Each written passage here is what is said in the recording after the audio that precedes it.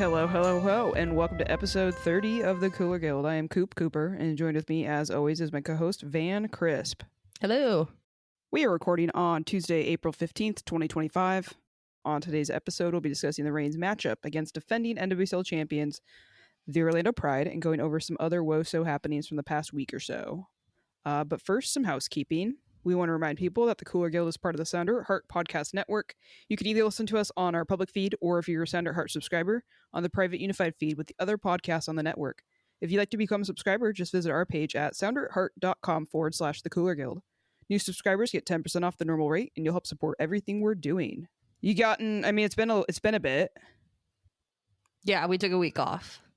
We had a week off because of the international break of games. Did you do anything fun in those 2-ish weeks? I went camping. Nice. Yeah, went camping for 3 days with my friends. That was rad to just get out of the internet. It was funny, though, because you told me you were going to unplug. I did unplug, and then I realized that Phallon Tullis-Joyce was starting for the USWNT national team. So I used my phone as a hotspot and my friend's iPad, and I watched the USWNT national team game. I was like, you didn't really unplug. I was funny because I was texting Alex, or I was just telling Alex, I was like, Van just texted me, even though she said she was going to have a no phone day. I was like, so much for that. The PTJ news was too much for me. I had to. Yeah, that's fair. What about you? I've just been enjoying the sun. That's pretty much what I've been doing. I've been outside as much as I can possibly be. I feel like I was busy doing something, and that's why I didn't catch the US game as much as I was hoping to catch it. I don't remember what I was doing, though, because it was so long ago. And I feel like I've just been, like, sun happy. Yeah. I just, like, feel warm, and I feel rejuvenated.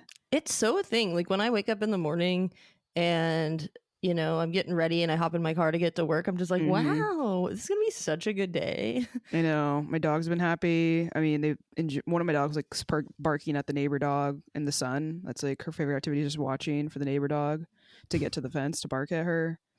Or him. His name's Bonzo. Anyways, so I don't know. Nothing exciting. I've got, you know, just a lot of soccer to talk about today with the rain. Yeah, I had an exciting match day, but we can talk about that later. Yeah, it was nice to watch the Reign play a team as good as Orlando, and they didn't suck ass. Yep.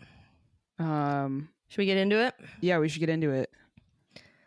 All right. The Reign faced their toughest challenge yet when they took on the Orlando Pride Saturday evening at Lumen Field. Though the Reign started their youngest average lineup since June 2013, the first year the team played in the league, the team came out of the gate up for the challenge. After holding the Pride off for most of the first half, Barbara Banda converted a cross from Summer Yates in the 41st minute. The Reign defense would not fold again, but their inability to convert several chances on goal would ultimately seal their fate as a 1-0 loss at home. It was we were so close to eking out a point. And, like, that goal was frustrating to give up. But I said in our last episode, my one, thing I wanted to see was to not get embarrassed. And I think we did that. Yeah. I 100% think we did that. And so I got media credentials this season. So this was my first game I attended as a credentialed media person somehow. But so it was interesting. It's a totally different experience. You know, you go through a different entrance. You're in a box with a bunch of media people. You know, there's no cheering. There's definitely reactions, which thank God. But it was very interesting being on that kind of technical side of things where people are analyzing the game instead of, like, just emotionally reacting like it is when you're in the stands. And overall, like, most of us felt, I can say at least me and the couple people that I talked to, that it was most disappointing because we could have won. Yeah, absolutely. I mean, it was there for the taking, and had we had a healthy lineup, I think we probably would have won, and that would have been wild, because this early on in the season, you get a win after, given what happened last season, you got a win against North Carolina, and if I would have had a healthy lineup and gotten a win against Orlando, that would have made this team, like anyone who had doubts about the rebuild of this team, they wouldn't have had to have any doubts. Yeah, and I think too, one thing that I was thinking about was if I was somebody that was looking at this game and actually watched it, unlike a lot of the articles and podcasts that I've listened to about talking about how good Orlando is, this wouldn't for me drop the team in a power ranking. Yeah. I mean, depending on what the other results were in the league, I think that like maybe, I don't know. I guess I would be wondering where we stood in the rankings that people had us at anyways, because I don't think we were very high for most people. So like, where would be the need to drop us against a 1-0 loss to like Orlando is pretty, like, I think most teams in this league would be happy with that. Yeah. I mean, you still want a point, obviously, but like, I mean, Orlando's capable of like just making you look fucking silly. Yeah. It could have been a lot worse. I think Claudia Dickey had a good game. But again, she's doing all the things she needs to do. Yeah. So for me, it was just how interesting the lineup was, but they came out and they looked connected and put together. You know, unlike the Angel City game where I came on and I said it looked like they didn't prepare for this at all. You know, This was a completely different team. Uh-huh. Yeah. And a different lineup. So it had to be. They had a lot of people out for one reason or another. Tons. So yeah, so we had some general notes to go over before we kind of dive into our positives and negatives that we like to go over every game. We put down it was Ainsley McCammon's first NWSL start this season. Also her second first all-time minutes all season. Oh, okay. Yeah. How did you think she did? Oh, we'll talk about it in the positives. Okay. I was like, I didn't know if you had her listed there.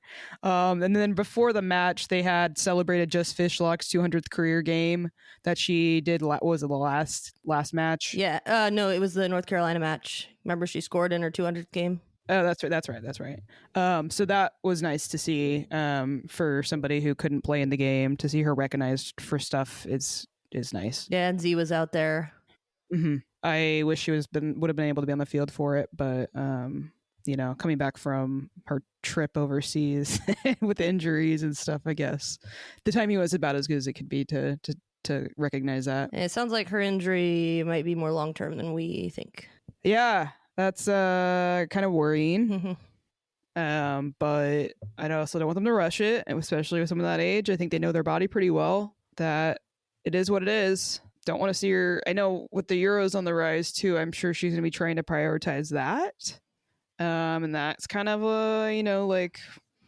kind of not great as a Reign fan, specifically for club reasons. But I think after watching this game, I'm feeling maybe a little bit better than I used to about that. So I pulled this up. I had one notable stat I wanted to pull up just because I think it maybe can give us at least some hope for anyone who at least sometimes maybe buys into the XG stat. I know it's a little controversial sometimes, and I don't always buy into it, but I do think it's worth mentioning just because we put up some really good shots and it just didn't go our way.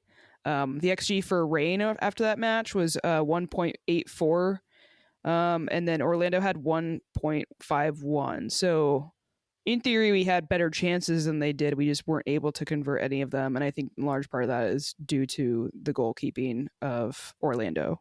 Yeah, I mean, we had 13 total shots, 5 shots on target. We beat them out in both those categories. We tied them for big chances created too. Yeah, I hate that it took this game for Anna Morehouse to remember she was a goalkeeper. Yeah. And stand on her head. As Laura Harvey said. Mm-hmm. So going to the positives, yeah, like you said, we didn't get embarrassed.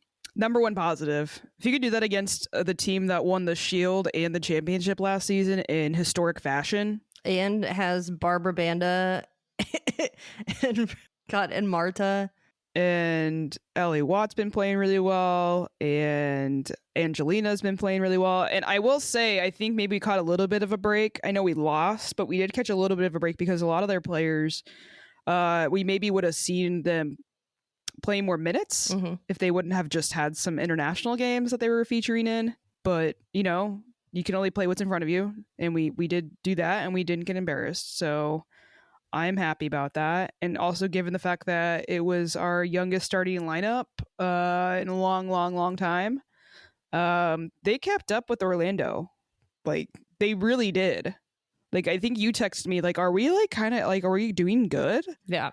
And I was like, yeah, I think we are. Like, I didn't expect it at all. I saw the lineup and I was just like, fuck, like, I just don't want to get blown out. You know, that's all I wanted, to not get blown out. And then all of a sudden I was like, wait a second, this, I think we can win this. Yeah, I had a note in here when I wrote, I guess, at the 17th minute, first 17 minutes, the Reign are holding their own, feisty defending by the kids. And it really was. Players were really fighting to win the ball back when they lost it. They were double teaming really well. And it was like, oh, okay, we came to play. Got it.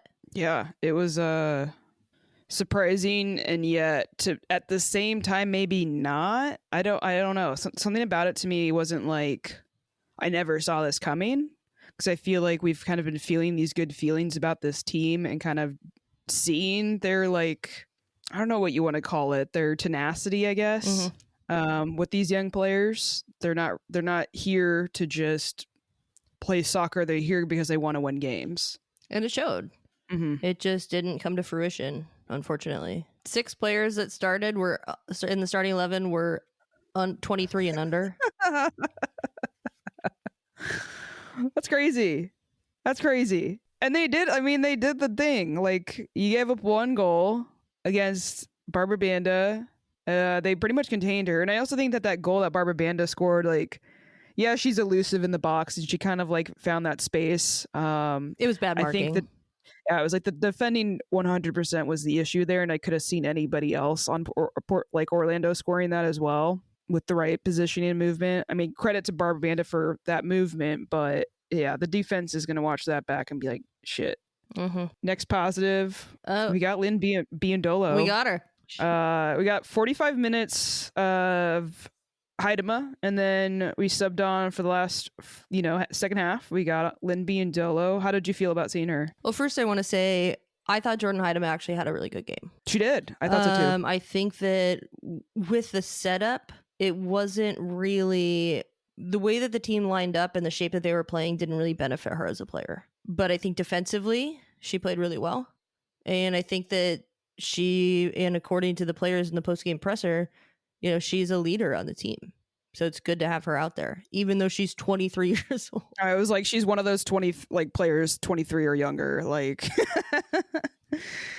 to see that kind of like maturity and seeing her step up in that way for leadership is like really, really cool to see. I did think her link up play was looking really promising with Coco. Yeah, and I would be interested to see, like, when they do change the formation again, if her and Lynn get time together.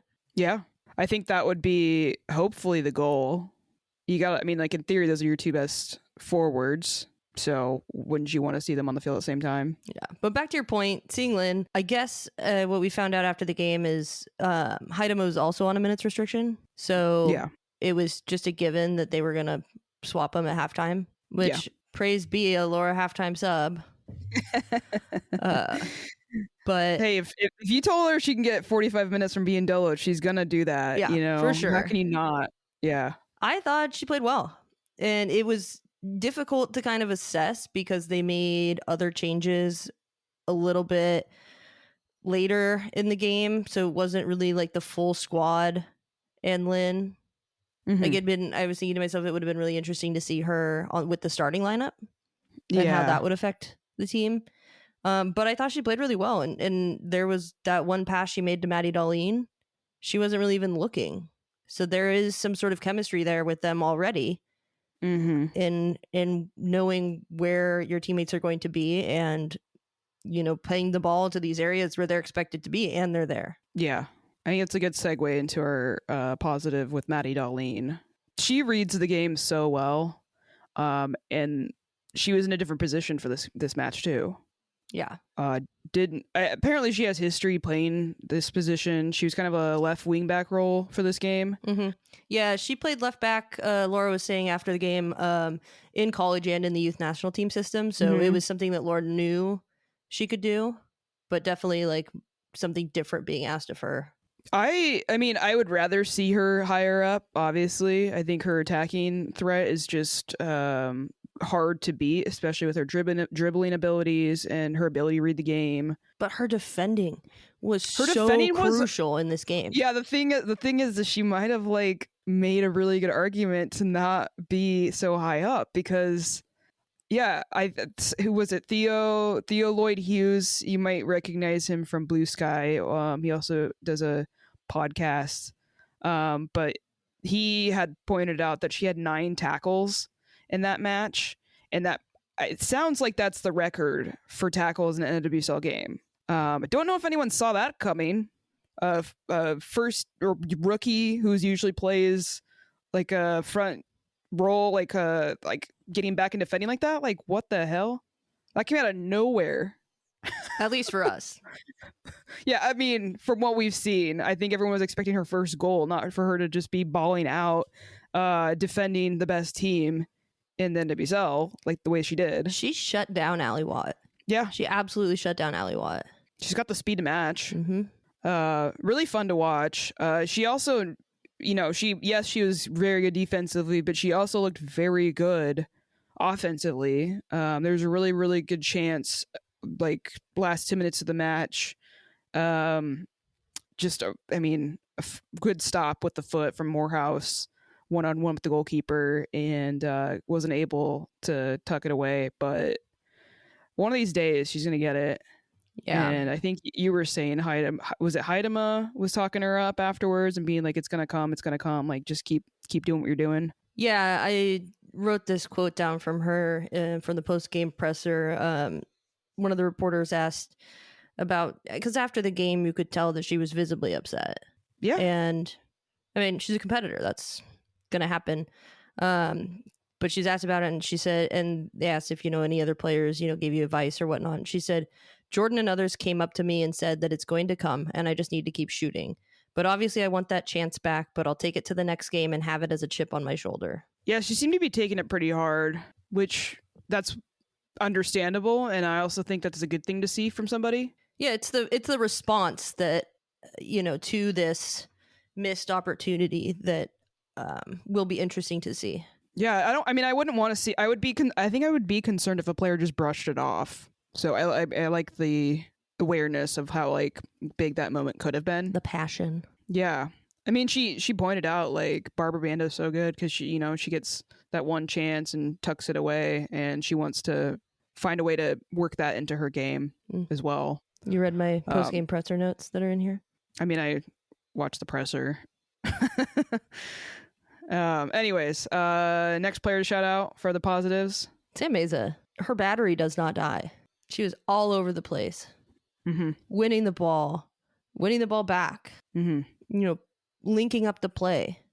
There was times in that Angel City game that it just looked like that midfield was missing. Mm-hmm. Nothing was really working through there. And whatever they did in that week and a half off, I'm not sure, but I think she maybe dusted off the cobwebs or something, because she was excellent. She seems smart. I mean, she seems really smart. Like, I think she's one of those players that she can go watch film and she'll see exactly kind of what wrong, and then also can adjust to different opponents. Because we saw what didn't work against Angel City, and then you've got a completely different opponent in Orlando, and also a team that's extremely scary to play, I mean, in some regard, but like also an exciting matchup, because it's one of those matches where like you kind of get to prove yourself as a player and that you're ready for this level. And I think maybe Sam Mays' like start into the NWSL didn't really kind of go maybe as I would think a lot of people in her position would hope for, but she's getting the start now, and she's keeping up with team with a team like Orlando. She had 11 recoveries, 96.2 passing accuracy, and then she also had that goal line save. She saved her butts on that one. Yeah. I mean, hats off to her. Incredible game. I was just really impressed with her. And, from having somewhat of a disappointing match in the last game to, just improving on the next game so gigantically, I think that's incredible. Yeah. Big fan. So Ainsley McCammon started. She's 17 years old. Hey, kid, you're going to go play Orlando Pride, the 2025 Orlando Pride. And we haven't seen her since last season. And we only got to see bits and pieces, right? I thought she played really well. I was really impressed with her. I thought she played smart. I think obviously there's some growth to be had, but all in all, sometimes when you have young players on the field that aren't up for the moment, it feels like you're playing down a player. It never felt that way this game. And I think that she contributed and definitely was up for it. So hats off to her. Whoa, so drama not spicy enough for you? Not enough hotheads in this week's matchups? Want to add a kick to your game, Damiel? Spice up your life with Hacks and Ferments. Handcrafted in Georgetown and made with the best local ingredients from across the Pacific Northwest. Specializing in unique, small batch fermented hot sauces and vinegars. Hacks and Ferments brings bold flavors and natural fermentation together for something truly special. Whether you're a heat seeker or you're just looking to elevate your cooking, you'll find something you love at hacksandferments.com. That's HAXANFERMENTS.com. And right now, if you use code SOUNDERATHEART at checkout, you'll get a hot sauce completely free with your order. Again, go to hacksandferments.com, use code SOUNDERATHEART, all one word, at checkout for free hot sauce with your order. Hacks and Ferments is a proud sponsor of the Sounder at Heart podcast network. Thank you for listening to the Sounder at Heart podcast network, which now includes Nos Arietes, Lobbing Scorchers, and the Cooler Guild. We've been independent since August of 2023, but need your support to make sure it continues. Although this podcast is free, it's only made possible by your continued support. Memberships start as low as $25 a year, which not only helps make podcasts like this one happen, but also gets you access to everything we produce. If you're able to support us at higher levels, starting at $75 a year, you gain access to a host of other perks, most notably entry into our members-only Discord, where the smartest, funniest, and most engaged commenters share their thoughts and ideas. To find out more, just visit sounderatheart.com and click the subscribe button in the top right corner. Thanks for listening. I think we can wrap up the positives. We did lose, so I don't think we can keep listing off positives, even though I do think there are a lot. But I think we can wrap it up with just, I still think we are a good team, and I think we're a lot of fun to watch, which is not how I felt last year. Same. Yeah. Moving on to negatives. We can't not scoring. Yeah, we can't score. And I also I'll add to that it seems like there's a too little too late kind of pressure maybe to try to get like some really good opportunities in at the end. And I noticed that a lot last season, which isn't like necessarily a bad strategy to have. I don't, like you're playing a team like Orlando. You got to hang in there. It's not necessarily strategy or something that you try to do. It's not like you're giving up the rest of the game. But at that point in the match, right, the last 10 minutes, 15 minutes or so, the other team starts to sit further back. And legs are tired. You've brought some fresh legs on. And so things can get hectic. And Orlando wasn't trying to get another goal. They were taking the ball to the corner, which didn't work well for them because our defending is top notch. But it's a natural thing that happens in games. So I'm not too worried about it. What I will say is I guess I could have put this in the positives, but after we got scored on, we didn't give up a goal in the next 5 minutes. We didn't give up another goal at all. We held Orlando to 1. Against this Orlando team, too.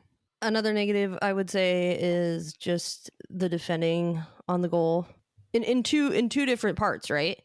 Because first you have Madison Curry taking out Summer Yates. So I think Yeah. whether or not they would have converted that, it would have been a penalty. Yeah, I think you're right. And Summer Yates had to come off after that play. Yeah, that was unfortunate to see. Yeah, and the terrifying part is, who do they put in her place? I was so mad at Angelina, right? Angelina. I know. I was And like, oh Angelina- shoot, she's got to go. yeah. She's got to go off. Who are they putting in? And I looked down and I'm like, oh crap. Angelina would have started had she not played for Brazil. Right. So that like tells you everything you need to know about Angelina subbing in. But they didn't score again. Yeah, but again, a negative. Good teams finish those chances that we had. Mm-hmm. Mm-hmm. You know, whether there's one or several, good teams finish those. We Yeah. didn't do that. So there's got to be some work on tightening up that quality in the final third. I think that's totally fair. And I think they know that, especially based on what the players were saying after in the presser. Which we can move to.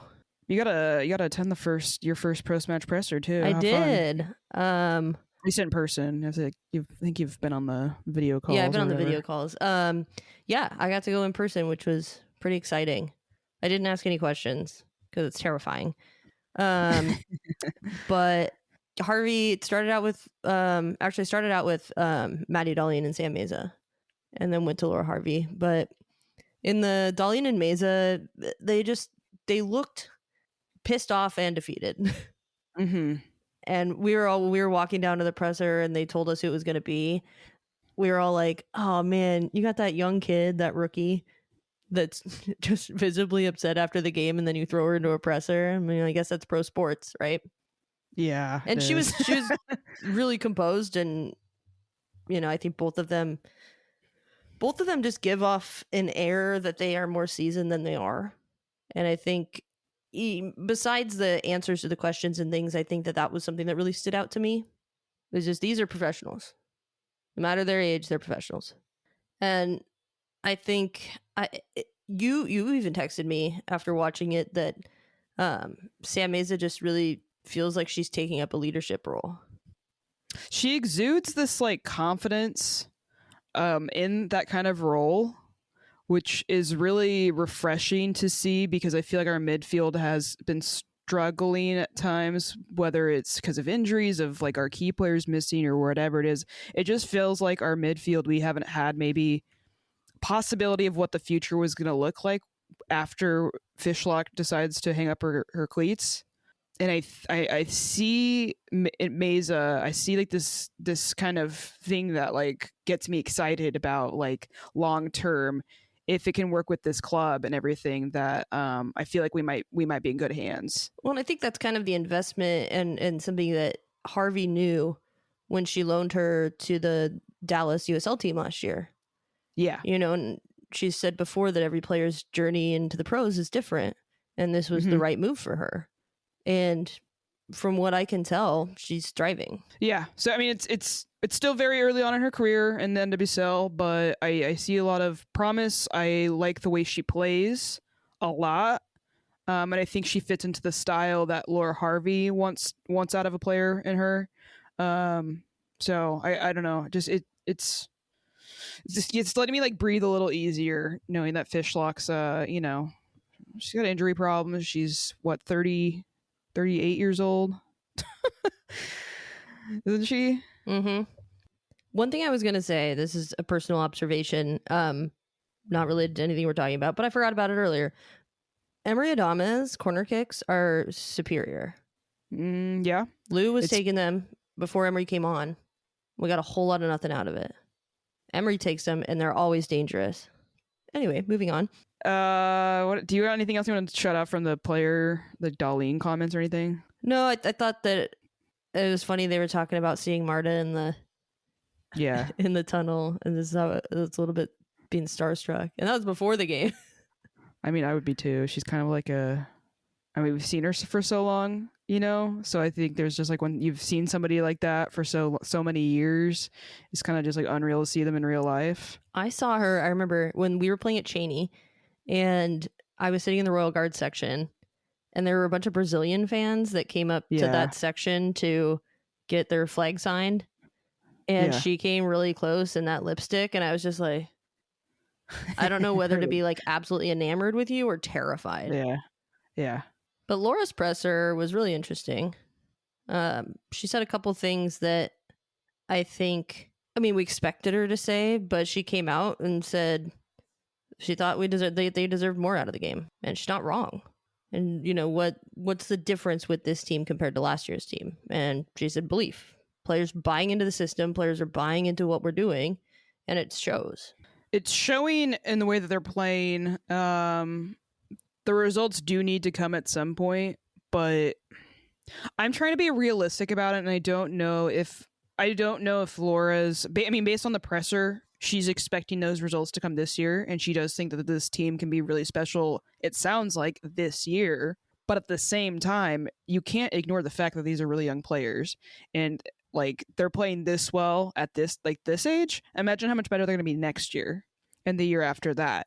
So as much as I want to be greedy and expect these like crazy good results this year, is that unrealistic? No, but I think that if they learn how to convert, right? And like Laura said in the post-game presser, like that performance is going to be like that level where everybody had a decent / good game. That's going to be the standard from now on. Yeah. And I think that if you play that way against, I would say maybe all but 2, maybe 3 teams in the league, you win those games. Yeah. So I don't think I think it's a reality this year that we will be, if they can clean those things up, then we can get to a place where, okay, we are good this year, but we're going to be even better next year. Yeah. I think the only caveat I have with them being in that conversation of possibly being contenders this year would be how healthy is the team going to remain? I mean, this is a thing with every team, obviously, but some of the key players that we do rely on, they've not consistently been healthy in the last, recent times at least. So I think that's just something I got to keep. I'm going to be keeping an eye on. I think everyone will be. But I don't know, if they're healthy, they can do some good stuff, some really great stuff, I think, even. Yeah, I mean, she said has an AMC landed on Thursday. That's late. G's travel, and I think maybe she had a flare up or something, kept her off the roster. Yeah. And Fishlock has a longer term injury. So there's that. And then also when she was talking about why she chose to play Darlene at the left back position,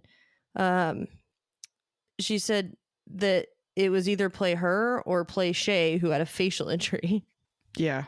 Shay came on with one of those clear face masks on, the Sue Bird style. Was it black? I thought it was a black mask. Was it black? I thought it was black. The press box is far away. I can't remember. You didn't see Batman on the field? Anyways, Batwoman. Sorry. Does Batwoman have a mask like that? I guess I haven't seen Batwoman, so I don't know. We should probably watch Batwoman. I don't. Is it Batwoman? Or no, I'm thinking Catwoman. There's Catwoman. Yeah, I don't know. There's what we're talking Batgirl. about. Okay. That seems kind of infantilizing that they don't have a Batwoman, but they have a Batgirl. I'm gonna look it up. But I think the thing, there is a Batwoman. Okay, there's a Batwoman. Okay. We're good. There is. Yeah, that would be really creepy. I mean, I don't think the Batwoman is. Is there a Batgirl? Successful. There's a Batgirl, right? Yeah, there's Batgirl. Okay. Anyways, I'm sure there's some bigger nerds that will fill us in on this later. I think one other thing I wanted to point out is Laura said she was very pleased with the performance, which she never would have said last year. Yeah, for sure. So I think there's just another level of effort and quality we're seeing this year that we didn't see last year. Yeah. Which we can talk about till, the cows come home, but at the same time, we're not getting results. So got to take everything with a little bit of a grain of salt. Agreed. I think that wraps up the match for that. It was a loss. It's not good enough. But it's time for everyone's favorite segment, Cooler Player of the Match. The Cooler Player of the Match is brought to you by the Doctor's Office, a great little 12-seat bar on Capitol Hill. The owner is a big fan of the rain and is proud to be our first sponsor. I said everyone's favorite segment, but I know for sure it's Matt's favorite segment. Shout out, Matt. I've been waiting for this moment for a while. Cooler Player of the Match for this match, Sam Meza. by all means was like the encompassing of what the cooler player of the match is meant to be. It's too bad it didn't kind of come with a win or at least a point against Orlando, but she deserves her flowers for this match. Yeah. I was about 80 minutes into the game, and I'm thinking to myself, okay, who stood out to me this match? That maybe it won't be that way on paper, but as a person that's watching the game, I can tell she's made a significant impact, and it was Sam Meza. Yeah. So shout out Sam Meza. Congrats. And thanks once again, to our cooler player of the match sponsor, the Doctor's Office. The Doctor's Office is the best place to grab a drink before or after a rain match. Go try their 7 Seas Negroni, featured on their limited edition cocktail menu. The 7 Seas Negroni is a 7-ingredient summer sipper with a hint of citrus and salt that will save any seafarer from scourges of scurvy. Of scurvy? Scurvy, sorry. Of scurvy. Scourges of scurvy. Scourges of scurvy. They got my little hook out for that. Or at least it tastes like it. Anyways, it also, that citrus that they use in that's yuzu, I read. Love a yuzu drink. Anyways, go check out their Instagram at TDO Seattle, or better yet, go drink there in person. Cheers. Cheers. Clink. All right. Other happenings in WOSO while we were gone, some pretty fucked up stuff's going on. Yeah. I don't know if anyone in this country knows that the fucked up shit's going on. Scary fucked up shit. Yeah, so for obvious reasons, there are some players in the league who don't want to go report to their international call-ups, like their team call-ups, because they're afraid that they might not get back into the country. For pretty obvious reasons, I would say. And very legitimate reasons. Yes. It's absolutely legit, and it sucks and it's fucked up, and I don't blame them. It's just it sucks because it's gonna hurt. I mean, it's hurting people actively. I don't want to get into the whole politics of everything and how fucked up everything is going on there, but this is gonna be hurting the development of women's soccer and these international teams not being able to play some of their best players. I don't know what the solution is here. Well, and the shitty thing is this has if it continues, which by all means with this motherfucker, it probably will, it's going to have a detrimental effect on the NWSL as a whole. Yeah, why would you come here if you're afraid you're not going to be able to get back to your job while going to report for your national team? Yeah, or visit your family. Yeah, like off season, maybe you have a 3-year contract, you go to the off season, you're worried you're not going to be able to come back when the preseason starts. Or get detained as you're leaving. Yeah, they'll take your stuff. You might get into like some place that no one can contact you, no access to lawyers, all that stuff. It's not good. No, it's not. So that was a really terrible development that happened in this international break. Let's go to results. Boring team got their first win of the season. Mm-hmm. Boring team FC, the Thorns. Who we play next week? Actually Friday, but yeah. Bella Bigsby got the start for that because Arnold is out with some weird arm injury she got in camp. I will say I watched the highlights of that, and I think Utah isn't as bad as they seem, or at least there's some pieces there that I think they can start getting results, and it shouldn't shock people. Yeah, we'll see. Yeah, I mean, I think if you could do it against anyone, it should be the Thorns, but I think Bella Bigsby did have a pretty good game for them coming back, getting the start. So, good for her. I don't want it to be good for her. I want them to lose every time, but it is what it is. The Spirit beat Louisville 2-0. Yeah, no surprise. Things are not looking good in Louisville. The Angel City Houston game. We were wondering about Houston at the beginning of the season because they made some acquisitions that we thought might be promising. They haven't really showed up to play. Not really, but I will say that Angel City, I think, is better than most people thought they would be. For sure.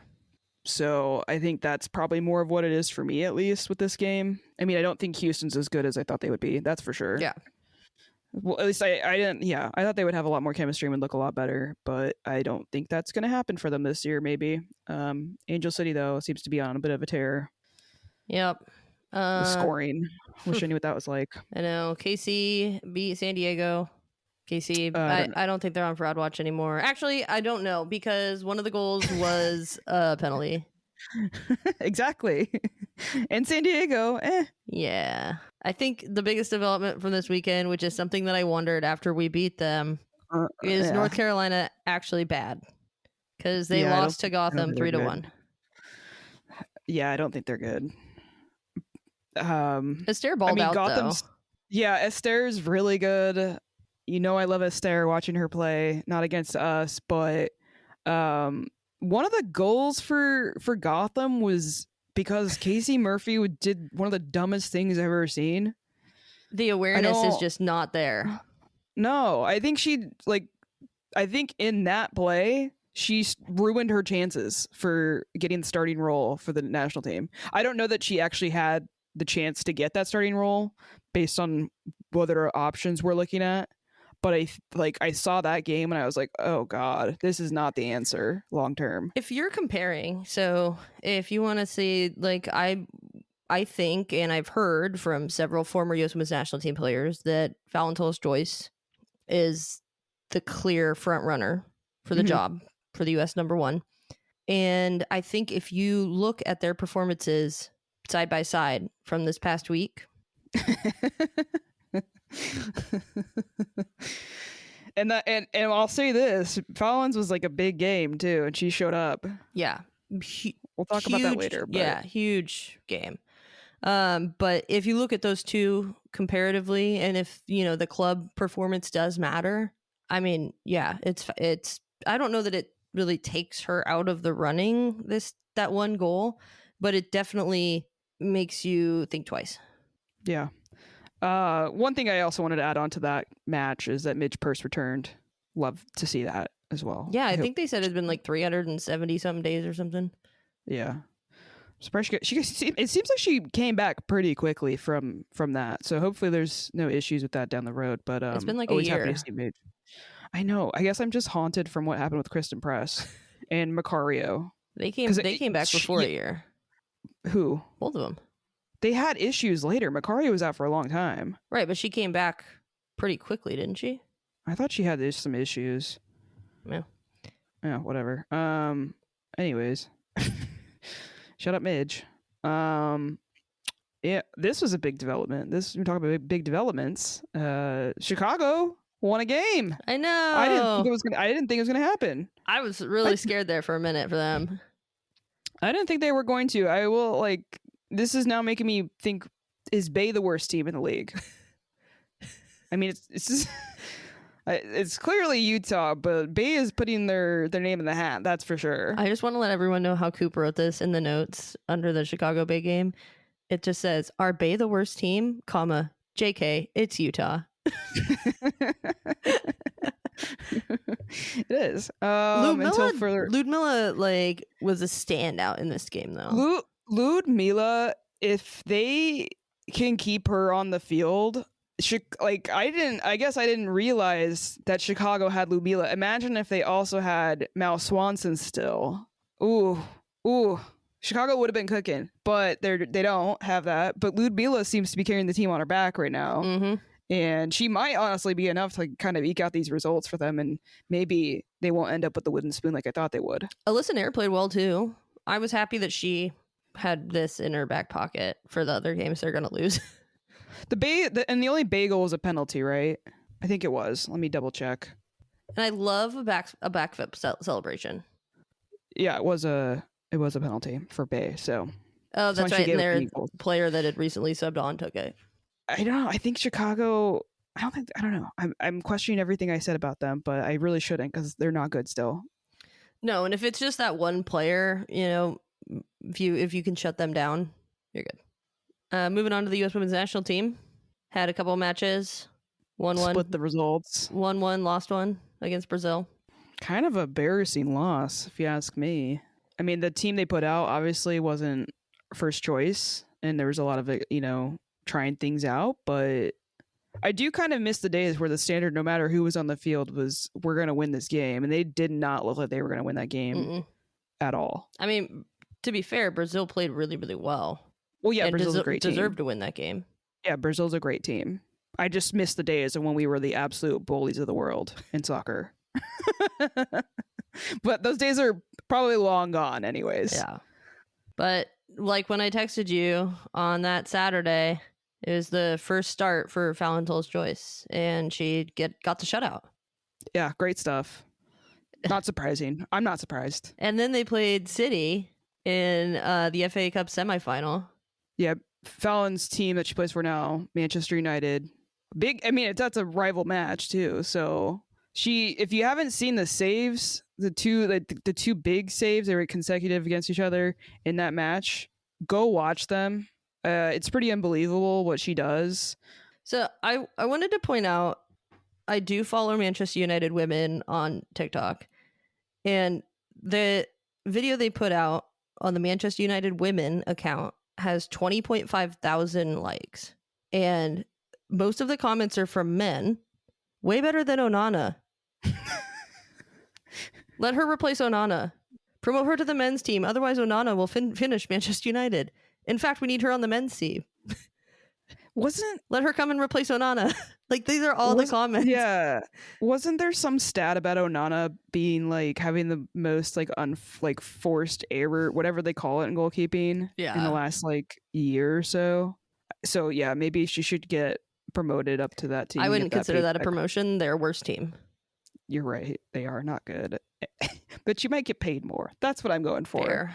We're looking for high checks for these players. Another thing about these U.S. Women's National Team games, they're talking about, needing somebody in the 6 role. My thing is, I think that Emily Sonnet should be the all-out 6 for the U.S. Women's National Team. And I didn't hear this in any of the podcasts, former players talking. And so I wonder if I'm crazy. But after she was the only person in that last World Cup game we played who was balling out and just going all out, I mean, that did it for me. And then what do you do with the back line? Who else goes in center back? That's where we have to ask. Is it time for Jordan Bug? It is. It's absolutely time for Jordan Bug. She's ready for it. She's absolutely ready for it. I don't whatever, they didn't call her for this camp, but play Sonnet in her best role, right? Like, why would you not play someone with her experience in her best role and then put in a very talented young player who can be, comfortable in that role and build up minutes in that role in games like this? I think that would have been a really good time to call up Bug, because I don't know if did Emma not see the goal she scored?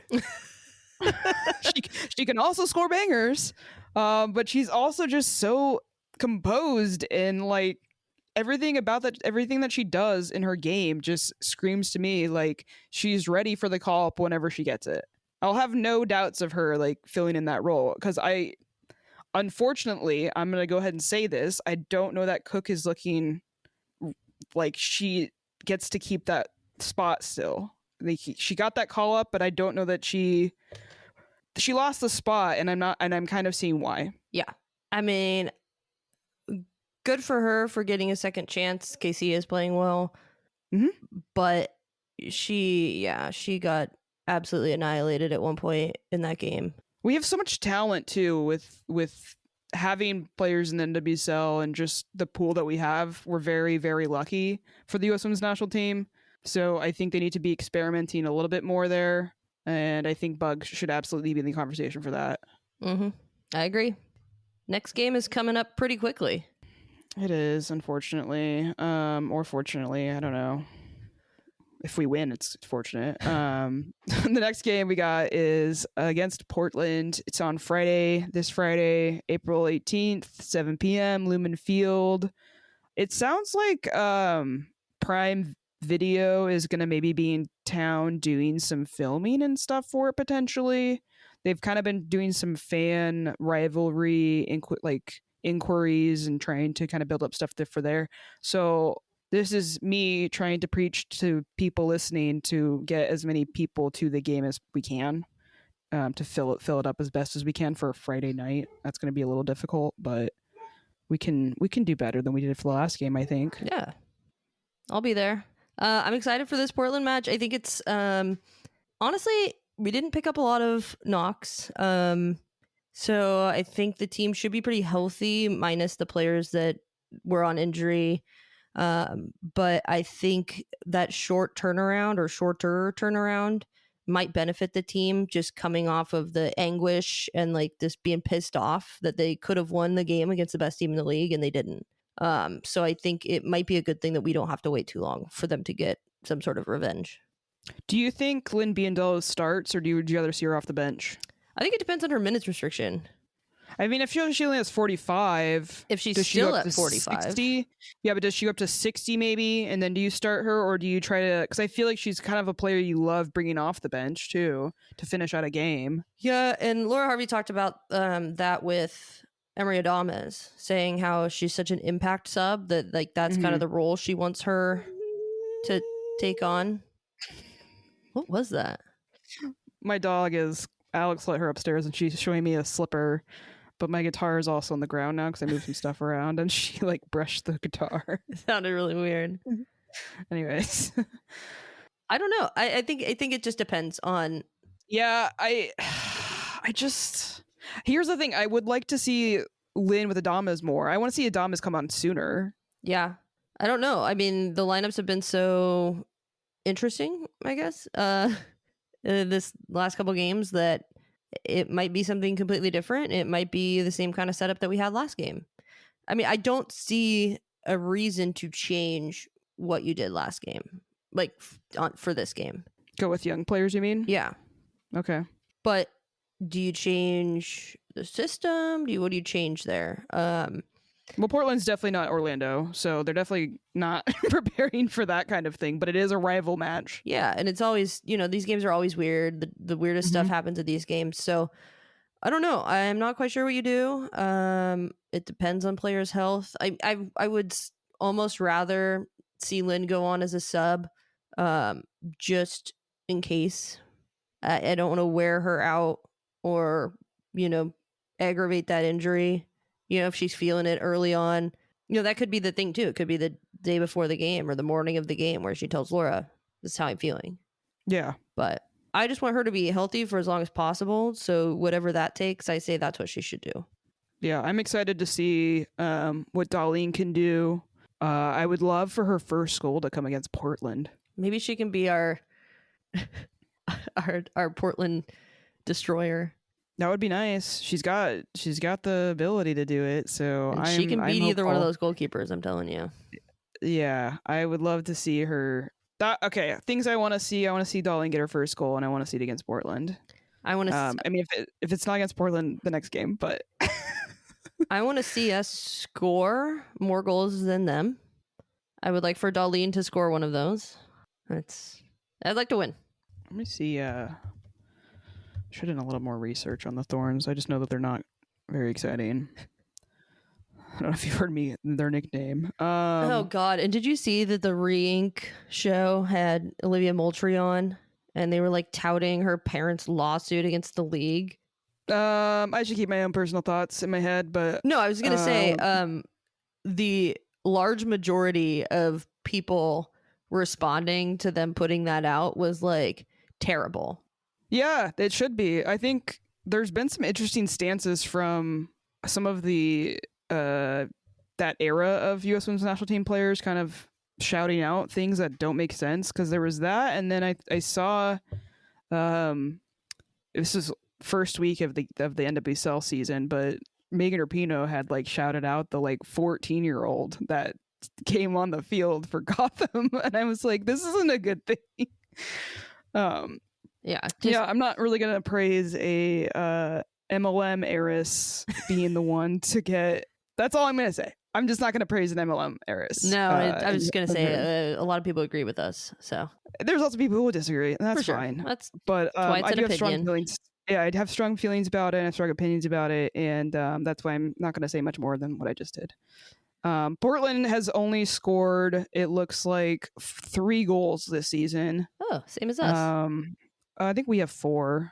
and then they've only allowed 4. So we're I would say we're a lot more even this year than maybe we are in some years. In terms of standings, at least I don't know. Portland's hasn't been very good for a little bit. It should be a good matchup, I think. I also think it's there for possibly for Reign to really turn it up another level. Yeah. And kind of feed off of the energy of the crowd. So if you haven't got tickets yet, please go do that. Yeah, and we have a chance to pop over them in the standings if we win, because they're at 5 points, we're at 4. So yeah, let's do it. Fine. We'll wrap it up with I got a shout out I wanted to shout out some wonderful news. I know everyone was on the edge of their seat waiting to figure out if Louis did indeed go on to the final round of my cat Louis. He is, thanks to all of you who voted, he is now a finalist in the cat contest, the cat photo contest. Yay, Louis. There's 2 more rounds happening. I think maybe 1 round left. I'm not sure where we're at with that, but there was 4 rounds of voting. He won the second. He's in the top 3 of the second round. And I will keep you all updated when the final round comes around for voting. And I appreciate everyone who it makes me feel like he is indeed the most handsome cat in the world. I have a shout out. I'd like to shout out Grant from the Into the Channel YouTube show, who graciously helped me not get lost on my way to the press conference area. Cool guy. I actually watched his interview with Susie because he had her on their show a couple weeks before we had Susie on. So shout out Grant. Thank you for being cool. Cool. Once again, thanks to our sponsors, the Doctor's Office and Hacks and Ferments. You can always go follow us on social media. We're on Bluesky and Instagram at Cooler Guild Pod. You can send us an email. We love an email. It's at thecoolerguild@gmail.com. You can also visit us on our main website, sounderatheart.com/the Cooler Guild. We're also on YouTube these days. If you want to go see our beautiful faces, youtube.com/at the Cooler Guild. And if wherever you're listening, please go rate 5 stars. We appreciate it. Even if you hate us, even if you disagree with us. Yeah, it's good. It's good to have haters, and like we. I love a 5-star hater though. Yeah. Because like there's different opinions, you know, and we want to hear it. So like, tell us where we're wrong, and then rate us 5 stars. Exactly. Yeah, I think that's. You got anything else? Is that pretty much it? That's all it right. For me. All right, I'm Coop Cooper. I'm Van Crisp. Stay cool, y'all. Till next time. Bye. Bye.